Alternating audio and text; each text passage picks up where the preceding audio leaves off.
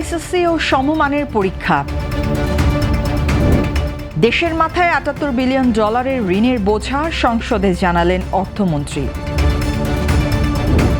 সহজ হলো ইতালির নতুন অভিবাসন নীতি। সপ্তাহে 2 দিন ভার্চুয়ালি চলবে সুপ্রিম কোর্ট। মুন্সিগঞ্জে আগুনে পুড়ল ভাঙাড়ির দোকান। ইরানের ইউরেনিয়াম উত্তোলন দীর্ঘ ও কঠিন প্রক্রিয়া হবে, দাবি ট্রাম্পের। 200 টাকায় মিলবে বাংলাদেশ নিউজিল্যান্ড তৃতীয় ওয়ানডের টিকিট। শুভ সন্ধ্যা, স্বাগত জানাচ্ছি বাংলাদেশ প্রতিদিন সংবাদে। এতক্ষণ শুনছিলেন সংবাদ শিরোনাম, এবারে বিস্তারিত।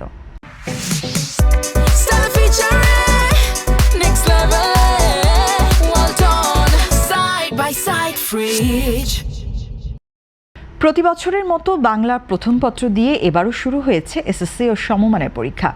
আজ মঙ্গলবার 21 এপ্রিল সকাল 10টায় দেশের 3,885টি কেন্দ্রে একযোগে এই পরীক্ষা শুরু হয়। এবার 30,666টি শিক্ষা প্রতিষ্ঠানের মোট 18,57,344 জন পরীক্ষার্থী পরীক্ষায় বসেছেন। এর মধ্যে ছাত্র সংখ্যা 9,30,305 জন এবং ছাত্রী 9,27,039। আজ রাজধানী সহ বিভিন্ন স্কুলের কেন্দ্রগুলোতে সকাল থেকেই শিক্ষার্থীদের উপস্থিতি ছিল চোখে পড়ার মতো। কেউ শেষ মুহূর্তে প্রস্তুতি ঝালিয়ে নিচ্ছে, কেউ বা সহপাঠীদের সঙ্গে আলোচনা করছে সম্ভাব্য প্রশ্ন নিয়ে। অভিভাবকদের মধ্যেও ছিল উৎকণ্ঠা ও প্রত্যাশা।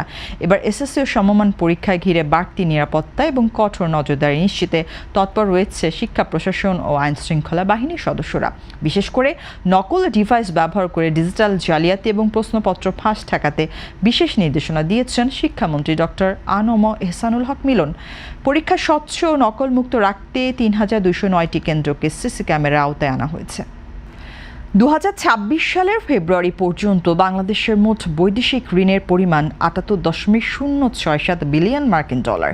আজ 21 এপ্রিল মঙ্গলবার জাতীয় সংসদের অধিবেশনে অর্থমন্ত্রী আমির খসরু মাহমুদ চৌধুরী এই তথ্য জানিয়েছেন।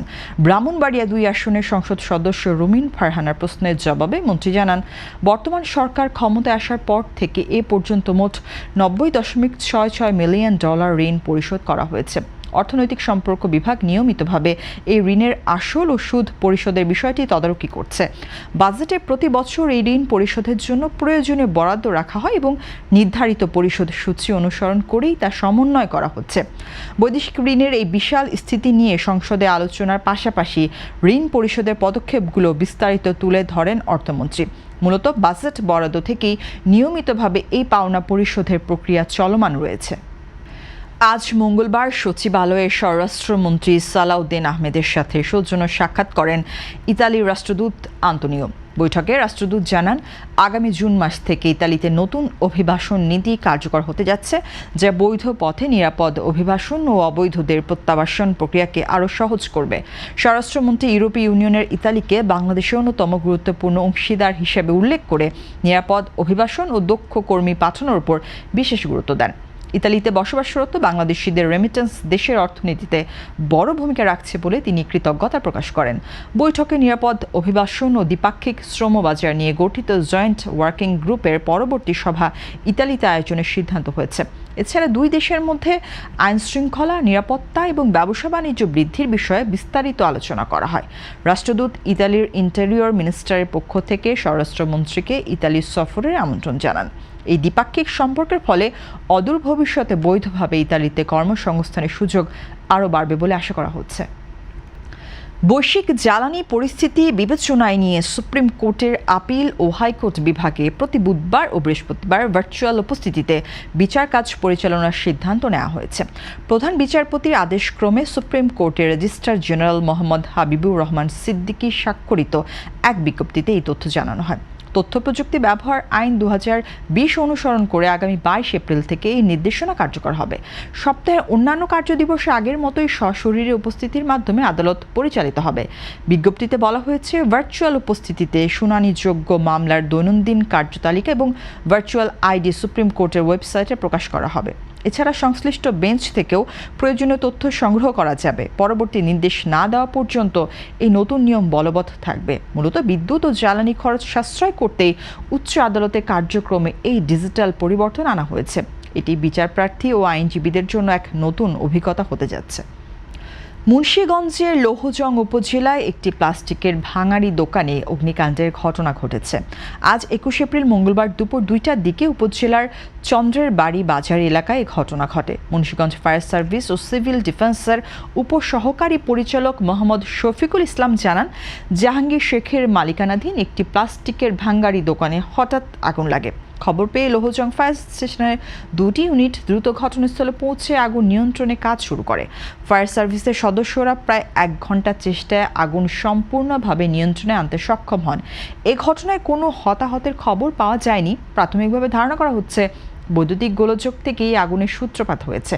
আগুনে টিনশেড ঘর ও দোকানে থাকা প্লাস্টিকের ভাঙাড়ি মালামাল ক্ষতিগ্রস্ত হয়েছে। ফায়ার সার্ভিসের দ্রুত ও কার্যকর পদক্ষেপের কারণে আগুনটি একটি দোকানের মধ্যে সীমাবদ্ধ রাখা সম্ভব হয় এবং আশপাশে অন্যান্য দোকানে তা ছড়িয়ে পড়েনি। এবার আন্তর্জাতিক।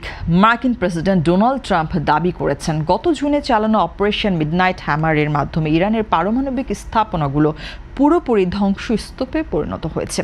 আজ মঙ্গলবার 21 এপ্রিল নিজের সোশ্যাল মিডিয়া প্ল্যাটফর্ম ট্রুথ সোশ্যালে এক পোস্টে তিনি জানান, মাটির নিচে চাপা পড়া সেই ইউরেনিয়াম উত্তোলন করা এখন একটি দীর্ঘ অত্যন্ত কঠিন প্রক্রিয়া হবে। ট্রাম্প এই অবশিষ্ট উপাদানগুলোকে পারমাণবিক ধূলিকণা হিসেবে অভিহিত করেছেন। তবে স্যাটেলাইট চিত্রে দেখা গেছে ব্যাপক ক্ষতি হলেও ইস্পাহান ও নাতাঞ্জ এলাকার পাহাড়ের গভীরে থাকা স্থাপনাগুলো সম্পূর্ণ ধ্বংস হয়নি। CNN সহ বিভিন্ন সংবাদ মাধ্যমকে ফেক নিউজ আখ্যা দিয়ে ট্রাম্প অভিযোগ করেন, তারা মার্কিন বৈমানিকদের বীরত্বকে খাটো করে দেখাচ্ছে। এদিকে ইরান তাদের সমৃদ্ধ ইউরেনিয়াম যুক্তরাষ্ট্রের হাতে তুলে দিতে রাজি হয়েছে বলে ট্রাম্প দাবি করলেও তেহরান তা সরাসরি প্রত্যাখ্যান করেছে। এই অমীমাংসিত ইউরেনিয়াম হস্তান্তর ইস্যুটিকে কেন্দ্র করে মধ্যপ্রাচ্যের নিরাপত্তা পরিস্থিতি এখন চরম অনিশ্চয়তার মুখে পড়েছে। মূলত পরমাণু সক্ষমতা পুরোপুরি স্তব্ধ করাই এখন ওয়াশিংটনের প্রধান লক্ষ্য। এবার খেলার সংবাদ। বাংলাদেশ ও নিউজিল্যান্ডের মধ্যকার 3 ম্যাচ ওয়ানডে সিরিজের তৃতীয় ও শেষ ম্যাচটি অনুষ্ঠিত হবে আগামী বৃহস্পতিবার চট্টগ্রামের বীরশ্রেষ্ঠ ফ্লাইট লেফটেন্যান্ট মতিউর রহমান স্টেডিয়ামে। 1-1 ব্যবধানের সমতায় থাকা এই সিরিজ নির্ধারিত ম্যাচের টিকিটের মূল্য তালিকা প্রকাশ করেছে বিসিবি। বিজ্ঞপ্তিতে জানানো হয়েছে, দর্শকরা সর্বনিম্ন 200 টাকায় পূর্ব গ্যালারিতে বসে খেলা দেখতে পারবেন। এছাড়া পশ্চিম গ্যালারি 300 টাকা এবং শহীদ আবু সাইদ ও শহীদ শ্রাবণ স্ট্যান্ডের টিকিট মিলবে 600 টাকায়। সবচেয়ে দামি গ্র্যান্ড স্ট্যান্ড ও প্যাভিলিয়ন এন্ডে টিকিটের মূল্য নির্ধারণ করা হয়েছে 2500 টাকা।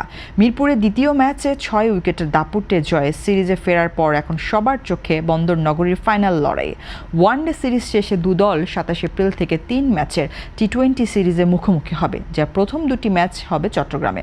আগামী বৃহস্পতিবার বেলা 11টায় শুরু হওয়া এই অঘোষিত ফাইনাল ঘিরে ক্রিকেট প্রেমীদের মাঝে ব্যাপক উদ্দীপনা কাজ করছে। সব মিলিয়ে সাশ্রয়ী মূল্যে মাঠে বসে খেলা দেখার দারুণ সুযোগ করে দিয়েছে ক্রিকেট বোর্ড। এই ছিল আজকের সংবাদ। সবশেষ খবর জানতে চোখ রাখুন বাংলাদেশ প্রতিদিনের ফেসবুক পেজ ও ইউটিউব চ্যানেলে। সবাইকে ধন্যবাদ।